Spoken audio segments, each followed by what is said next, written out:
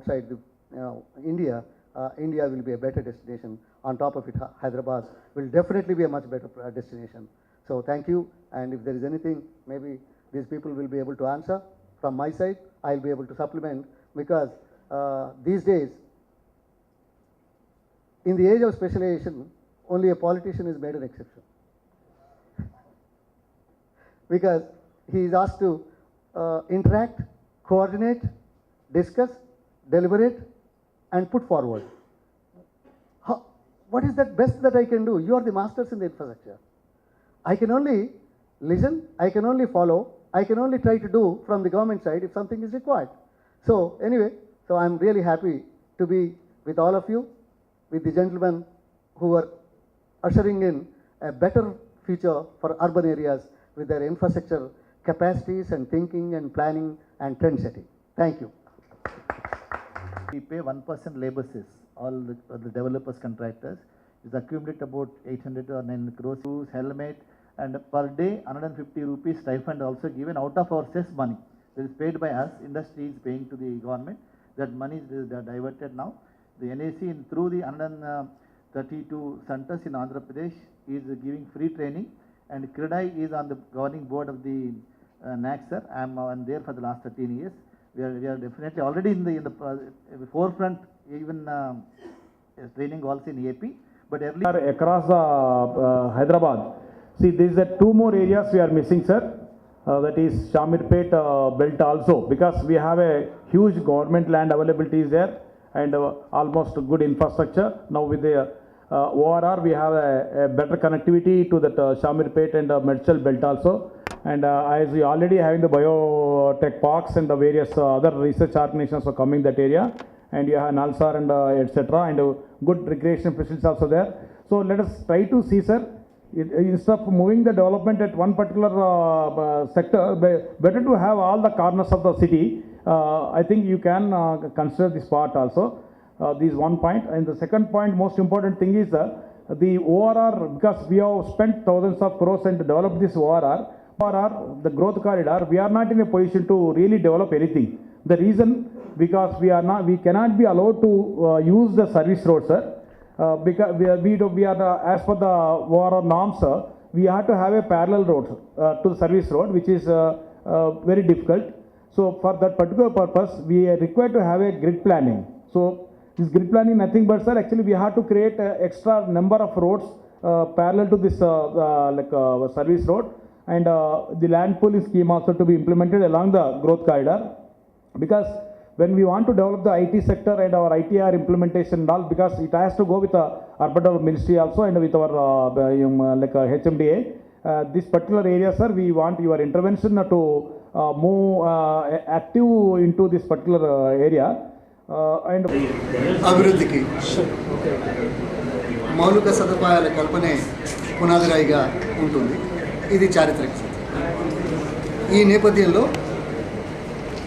హైదరాబాదు, ఆంధ్రప్రదేశ్, భారతదేశం వీటన్నిటిలో కూడా మౌలిక సదుపాయాల రూపకల్పన విషయంలో పనిచేస్తున్న సంస్థలు దేశవ్యాప్తంగా క్రీడలు ఏర్పాటు చేసుకోవాలి.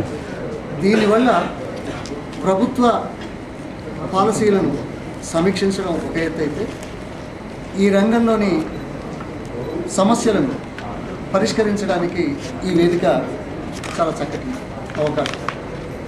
అందులో ముఖ్యంగా ఆంధ్రప్రదేశ్ నుంచి దేశవ్యాప్తంగా జాతీయ స్థాయిలో ఈ సంస్థకు అధ్యక్షుడిగా మనవారు ఉండడం గర్వకారణం ఒకటైతే, ఆంధ్రప్రదేశ్ రాష్ట్రం ఇప్పటికే ఈ రంగం మీద ప్రత్యేక ప్రాధాన్యతనివ్వడంతో పాటు అనేక సదుపాయాలు, రాయితీలు ఇస్తున్న నేపథ్యాన్ని చెప్పగలం.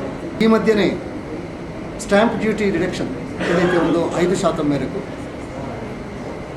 దేశంలోని మిగతా రాష్ట్రాల్లో సుమారు 8-9% వరకు ఉన్న స్టాంప్ డ్యూటీ ఈ రాష్ట్రంలో తగ్గించడం ఈ రంగానికి మరింత ఊపునిస్తుందనే విషయం సర్వసాధారణం. ఇది చాలా ముందుకెళ్తుంది.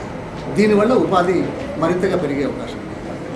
జాతీయ స్థాయి లోపల వ్యవసాయం 14% జీడిపిని కంట్రిబ్యూట్ చేసే పరిస్థితుల్లో ఈ మౌలిక సదుపాయాల రూపకల్పన వ్యవహారాలు 7% జాతీయ జీడిపిలో భాగస్వామ్యం అవుతా ఉంది.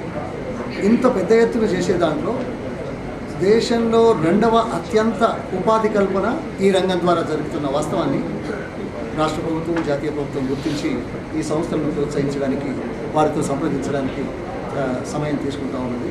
ఈ సదస్సులు 13, 14 తేదీన ఢిల్లీలో జాతీయ సదస్సులు నిర్వహించడం ఒక చక్కటి కార్యక్రమం. దీంట్లో సమస్యలను పరిష్కరించడానికి చేసే సంస్కరణలు తీసుకురావడానికి సూచన చేయడానికి మంచి వేదిక ఇది. ఒకటైతే ప్రస్తుతం హైదరాబాద్ నగరం మౌలిక వసతుల్లో ప్రపంచవ్యాప్తంగా పేరెన్నికగన్నది అనే దాంట్లో సందేహం. ఔటర్ రింగ్ రోడ్ కానీ లేక హైదరాబాద్ మెట్రో ప్రపంచంలో అత్యున్నత ఇన్ఫ్రాస్ట్రక్చర్ ప్రాజెక్టుగా గుర్తించబడి అవార్డు తీసుకుని ఆ కేటగిరీ లోపల 4 సంవత్సరాలుగా ప్రపంచంలో అత్యున్నతమైన ఎయిర్పోర్టుగా పరిగణించబడడం. అదేవిధంగా ప్రపంచవ్యాప్త సర్వేలలో హైదరాబాద్ నగరం రెండవ అత్యంత అనువైన పెట్టుబడుల కేంద్రంగా పరిశీలించబడడం. మలేషియా తర్వాత గతంలో చైనా మొదటి స్థానంలో ఉంది, ఇప్పుడు చైనా 3వ స్థానానికి తగ్గింది. ఈ నేపథ్యం, అదేవిధంగా న్యూయార్క్ టైమ్స్ సర్వే ఏదైతే ఉందో హైదరాబాద్ నగరం అత్యంత అనువైన యోగ్యంగా పట్టణంగా ఉండడం, భారతదేశంలో ఈ ఒక్క పట్టణాన్ని మరి న్యూయార్క్ టైమ్స్ సేకరించడం ఒక మౌలిక వసతుల రూపకల్పనలోనూ అభివృద్ధికి కానీ, పెట్టుబడులకు కానీ, ఉపాధి కల్పనకు కానీ ఇది మరింత ప్రోత్సాహం కలిగిస్తుంది.